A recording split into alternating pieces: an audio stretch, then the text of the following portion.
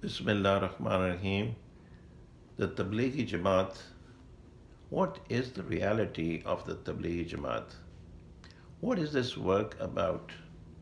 What is the Jamaat trying to accomplish? These are some of the questions that people ask, and unfortunately, a lot of Muslims they see this work, but they are not aware of what this activity is, and they're surprised why there is need to do tabligh to Muslims. This is one of the questions people ask. Why does the Jamaat go to Muslims? And of course, this is a big subject and it requires a lot of time. But in this short clip, I'll try to explain how this work started. Maulana Ilyas started this work in the early 1900s, and it is believed that the first Jamaat left in the 1920s. So one can say this work has been there for like 100 years. And it started in a very small way, and nobody could have expected that it would grow into a worldwide movement. So, from a small place in India, it grew to be the biggest, the largest missionary work in the whole world. And the most surprising thing about this work is that it is done it is done by people who are spending their own money. They don't get any funding from anybody, and they are making sacrifices, traveling long distances, in some cases thousands of miles, and going through a lot of hardship. And despite all this, the work keeps growing, and in 100 years, the lives of millions of people around the world have changed. See, this is something very astonishing that without resources, because when we think of some activity, whatever activity is, the first thing we think about is the money. Where is the money going to come from? What are the resources? What is the funding? So we know that people who are running madrasas and people who are running the masajid and people who are running institutions, the first thing they do is they start fundraising. But in this work, there is no fundraising at all. There is no central authority organization that has programs to raise funds for the Jamaats to go and travel different parts of the world. So the most amazing thing about this work is that it starts with ordinary people who may have no knowledge of Islam and who are willing to go on their own funds to different places and make sacrifices, go through the hardships, and do it just for the sake of learning the deen. So sometimes this is very amazing for people to know that these people are traveling thousands of miles, and some of these people could be very rich, and they're going and staying in very hard conditions. So why are they doing that? And why are they going to the Muslims? And these are some very good questions. And the answers to that are that these people are actually trying to learn the deen.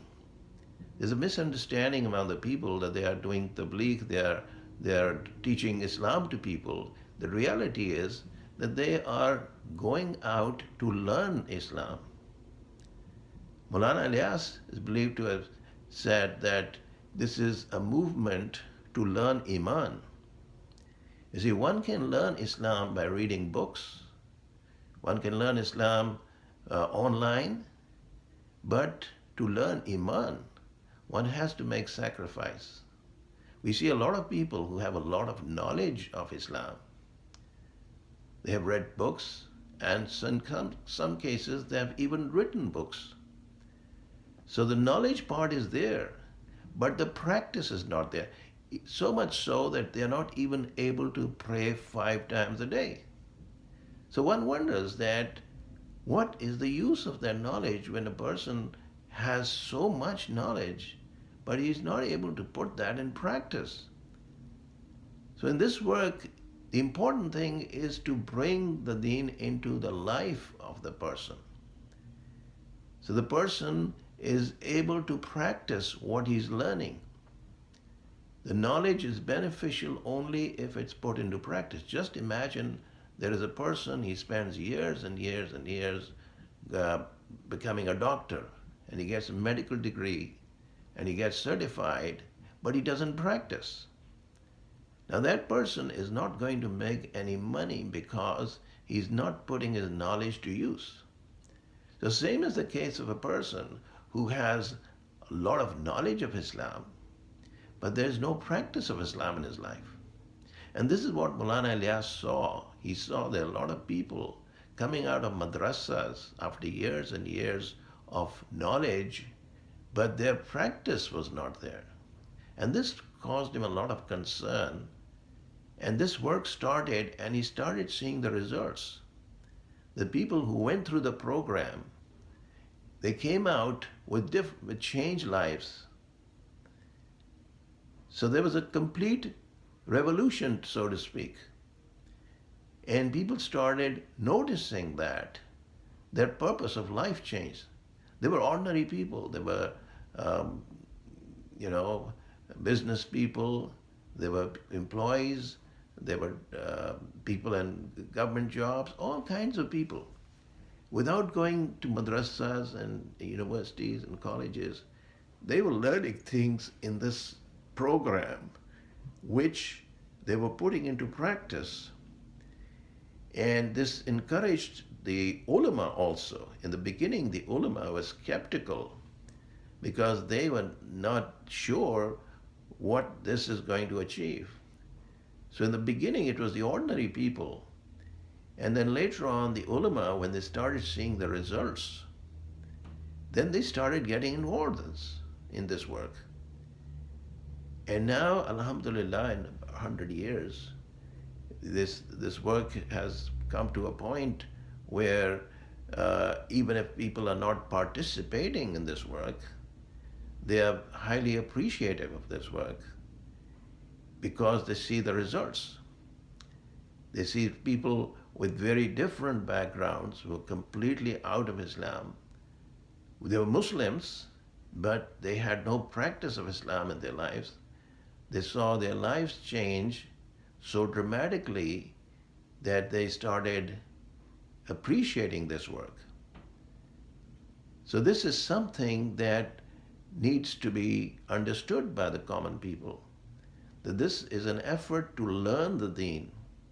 These people are what you might call road scholars, in the sense that they are traveling on the roads and they are moving from place to place, and they're seeing through their practical experience how Allah subhanahu wa ta'ala's help comes to people who are striving for His deen.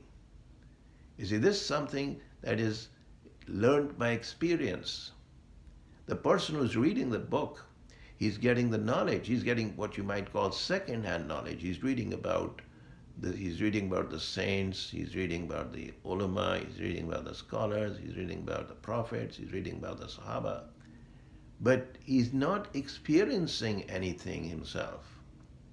Or when he goes out in the path of Allah, he's striving, then his life's personal experiences are such that he's convinced of the truth of the work.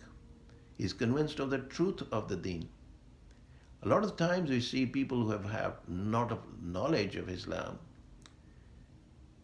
They become skeptical, they become doubtful, because there is no practice.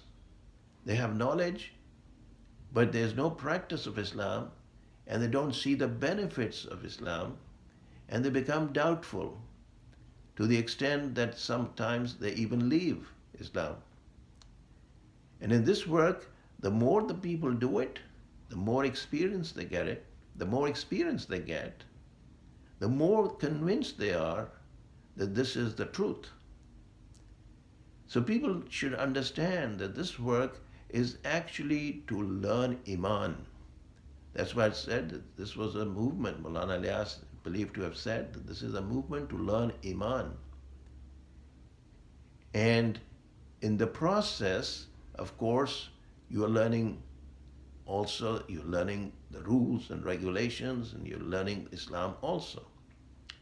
A lot of times people criticize this work and say that people who go out in Tabligh don't have any knowledge, and they're doing Tabligh, they're teaching others Islam, and they don't know any Islam themselves. They don't realize that these people are learning, they're students. They will not say, we are teaching you Islam. They're actually calling people to participate in this work and learn the deen. And in fact, they're asking people to come and learn Iman.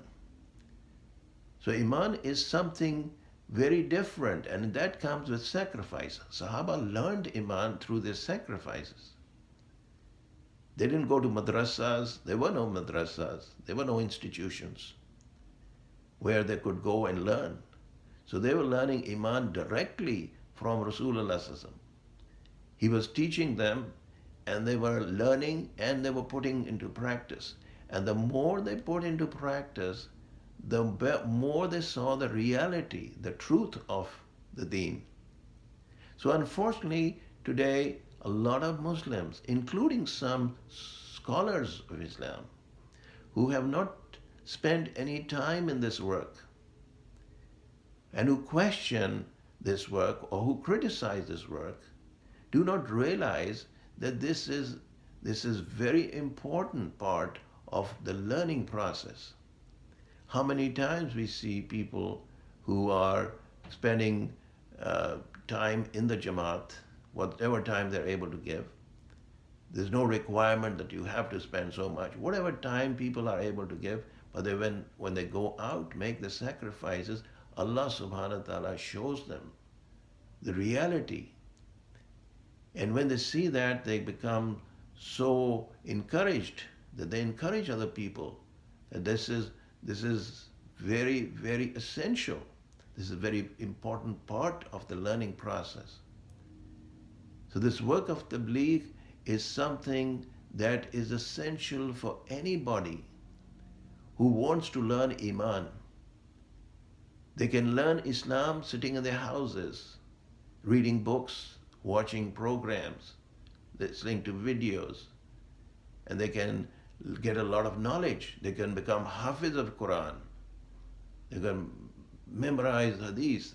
They can do all this work sitting in their homes. But even after that, they may not necessarily learn Iman. But when they're practicing, just like a doctor, when he has finished medical school, he's got his degree, then he goes through the actual experience, the residency. You can call this the residency of Deen.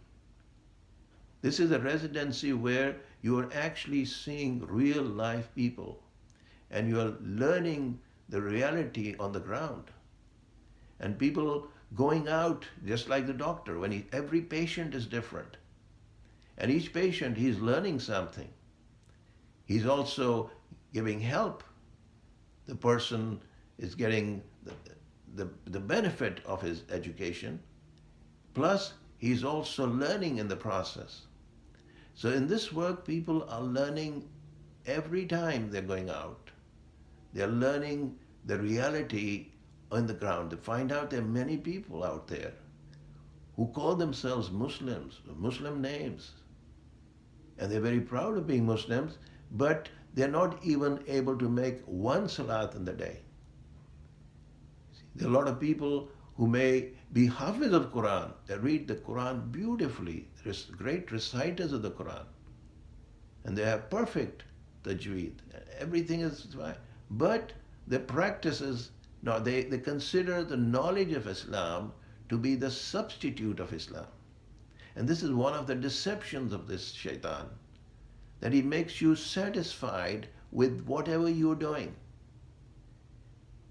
And in this work, the effort, the sacrifice, makes people see the importance of the deen. Allah subhanahu wa ta'ala makes people, those who strive in the path of Allah subhanahu wa ta'ala, He opens the doors of guidance for them. And the result is that people become so inspired that they start sharing their experiences, people. We've heard stories of a lot of celebrities coming into Islam or who were Muslims, but they were for all practical purposes, out of Islam. So when they started participating in this work and they started seeing the changes in their life, then Allah subhanahu wa ta'ala gave them, they started getting the benefits of that. So this is an effort to explain to the Muslims why it is essential to take part in this activity to whatever extent they can. The things, of course, are now very different from what they were 100 years ago. 100 years ago, when this work started, the condition of Muslims was so bad that a lot of them did not even know the kalama. Unfortunately, that may still be true in many cases. There may be a lot of people out there who consider themselves Muslims, but they do not even know the kalama. They don't even know the basics of Islam. They may not even know that 5 times daily prayer is required, is essential. They may not even know that fasting is required, is essential. So this is just the first part of this. Inshallah, this will be continued, and an effort is being made to explain to those people who may have questions. And if anyone has any comments or questions, that would be very much appreciated. Thank you.